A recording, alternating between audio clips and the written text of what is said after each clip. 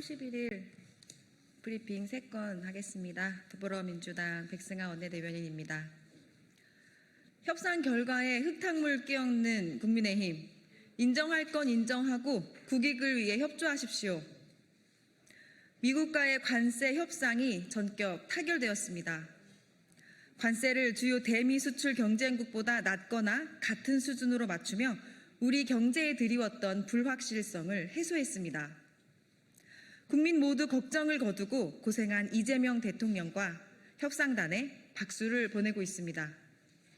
미국 정치 전문지 폴리티코가 이재명 대통령의 정치적 승리라고 평가하는 등 해외의 평가도 긍정적입니다. 그런데 국민의힘의 반응은 국익을 지켜낸 협상 결과에 조금의 반가움이나 안도감도 없습니다. 오히려 억지 비난으로 이번 협상 결과에 흙탕물을 끼얹고 있습니다.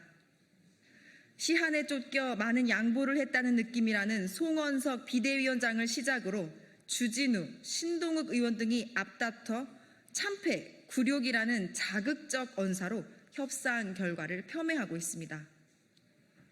특히 주진우 의원은 무능한 정부 탓에 기업은 관세 폭탄을 떠안게 되었다고 맹비난했습니다. 15%의 관세로 확정된 일본과 EU도 무능한 정부 탓에 기업들이 관세 폭탄을 맞았습니까? 억지도 정도껏 부리십시오. 국민의힘은 도대체 어느 정도 성과의 협상 결과를 기대했습니까? 협상이 실패하기만 고대한 게 아니라면 되지도 않을 억지로 협상 성과에 흙탕물을 끼얹지 마십시오.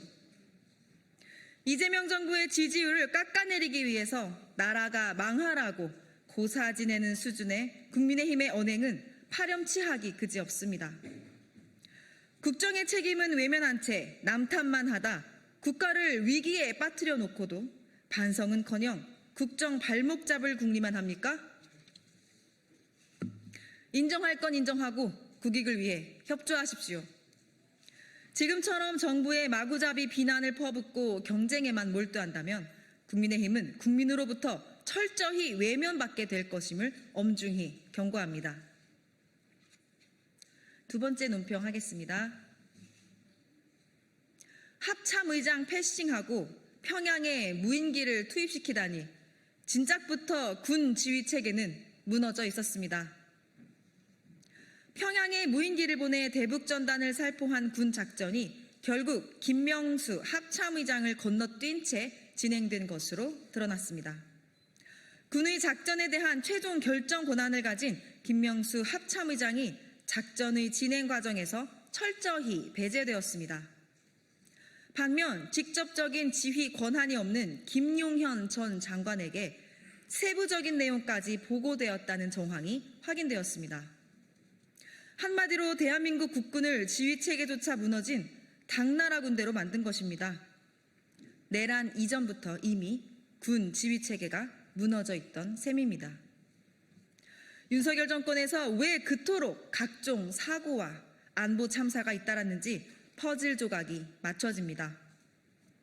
군대 내에 김용현을 중심으로 사조직이 만들어지고 이들이 군의 기강을 무너뜨린 것입니다. 자랑스러운 대한민국 국군을 내란군으로 만든 윤석열과 김용현, 그리고 가담한 장성들에 대한 준엄한 심판이 필요합니다. 정상적인 지휘체계를 무시한 채 작전을 강행한 것은 그 의도가 무엇이든 국가 안보를 뒤흔드는 중대한 위협 행위입니다. 특검은 국가 안보를 바로 세우기 위해서라도 군 지휘체계를 무력화시키고 나라를 위험에 빠뜨린 자들을 철저히 밝혀내기 바랍니다. 세 번째 논평하겠습니다. 이상민 전 장관의 구속은 사필 규정이며 국무위원들에 대한 심판을 알리는 신호탄입니다.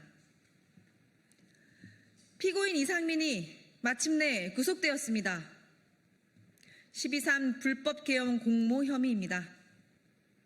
국무위원들의 공모와 위증이 드러났으며 이들에 대한 준엄한 법적 심판의 신호탄이 쏘아졌습니다.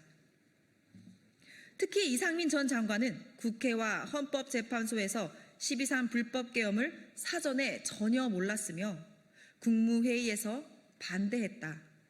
단전, 단수 지시를 내린 적이 없다고 모든 책임을 부인해왔습니다. 그러나 모두가 새빨간 거짓말이었고 법원과 특검은 구속이라는 강력한 사법법 조치를 통해 공모와 위증의 책임을 엄중히 물었습니다. 공범 이상민은 윤석열의 충암고 서울대 법대 후배로 실세 장관으로서 이태원 참사에도 책임을 회피했습니다. 그는 윤석열 정권의 국민안전 외면과 무책임을 상징하는 인물입니다. 또한 12.3 불법 계엄의 공범으로서 계엄 당시 언론사에 대한 단전, 단수 지시를 지시하며 내란 성공을 위한 언론 장악에 앞장서 왔습니다. 그런 점에서 이상민 전 장관의 구속은 내란 공모에 대한 사필 규정이자 이태원 참사 유족의 절규와 국민적 공분에 따른 인과응보입니다.